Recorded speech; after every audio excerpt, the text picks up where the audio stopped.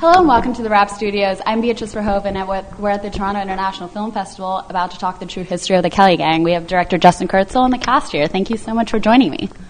Thank you for having us. I'm so excited to talk about it. I kind of want to start with you, Justin, and kind of talk about why tell this particular story and how you got to, have the movie done. Well, he's a pretty notorious figure in Australia, Nick Kelly, and there's been many films. Actually, the first ever live-action film was made about Nick Kelly at the turn of the century. So there's a lot of ground that's been covered with him, but it was an incredible point of view from Peter Carey, who wrote the book, and Sean Grant's beautiful script that gave you a very first-person kind of point of view of a man that had sort of become so mythical in Australia. And there was suddenly a kind of an idea there and a kind of voice that I thought I hadn't sort of heard and seen before, that was sort of speaking a little bit to our identity as Australians, but also this sort of notion of what is truth, and whether your own history can be kind of stolen from you. Mm-hmm. And what drew you guys to the project? Justin, first and foremost, and then the opportunity of the story.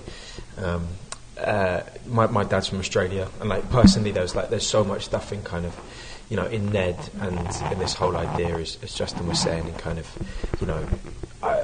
my family's really important to me, and sort of being a young man and sussing yourself out, you kind of look to kind of what's come before you and where you want to go, and that sort of, picking and choosing what you want from either, and then also being at the mercy of stuff that you don't want. That's kind of, I think that's what Ned's going through. So to kind of have that encapsulated in a young Australian man, and so as a mixture of things with family personally, and then the opportunity to do that amidst a Justin Kurzel film was was the reason. Yeah. Charlie?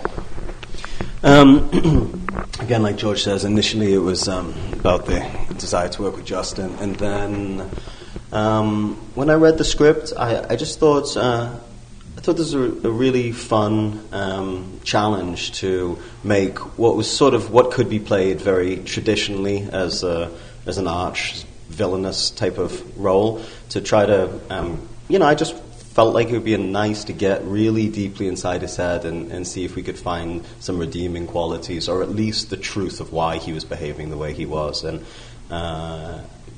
Justin was clearly thinking the same thing when we talked and when I got onto set. So so we just had some fun with that. Yeah. But it was really, it'd been a while since I showed up on a set. I don't know if I've showed up on a set and felt like I was just there to play and have fun. It was such a small role that it didn't feel like there was any stakes, and there's never any stakes because it's really just about you coming and trying to find some truth and reveal your heart, and it's all about the process. But we get inside our heads, as we all do, and we can psyche ourselves out. But for this, it really just was fun. Fun to show up for a week and get to play with all these guys. Mm-hmm. Well, I have the privilege of being married to the director. Oh, you're going to say I have the privilege of sleeping with the director? And I'm saying, darling, we all have. No. Wow. I do. Yes. But I mean, Charlie, I think Charlie's first day on set, I think my second day on set was, okay, Essie, can you kneel down? Charlie, you're going to stand there?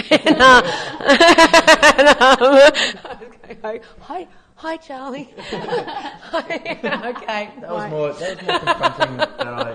more confronting than I thought, actually. Yeah. Directing a scene of my wife giving fellatio to Charlie. Especially because we sort of just met a little bit as well, and trying to kind of get to know each other, and Charlie had this terrible looking thing strapped to him, and and I'm sitting there kind of watching it on the split, and kind of just thinking, wow, that is really affecting me. Not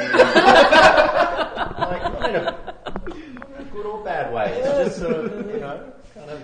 Yeah, I was going to ask. I was wondering about that whole situation, but what were kind of do you have any logistical difficulties filming where you did? I mean, there's probably nothing around there, right? And Essie, I kind of wanted to talk to you about your character because you're obviously the mother, and parenting and family is so important in this movie, but then in the end, it's kind of like, you have this arc, and then it kind of is like, well, why is she really doing this? Like, is she really the matriarch of the family? And I was wondering, like, what you thought about your character as you were progressing throughout the film. Well, she's a matriarch of the family. She has to take control and survive where her husband has completely let her down. But Ellen Kelly literally was a survivor, and she did marry George King and have 3 children with him, and he was exactly the same age as her eldest son. And, you know, she lived till 98 and outlived most of her children, and Ned was hung at 25 in the jail, down a few doors down from where she was imprisoned. Mm-hmm. She's a pretty tough nugget, and she loves her children fiercely and will do anything to teach them how to survive, but also how to not allow themselves to be brutalised or bullied by any Englishman or woman. Yeah.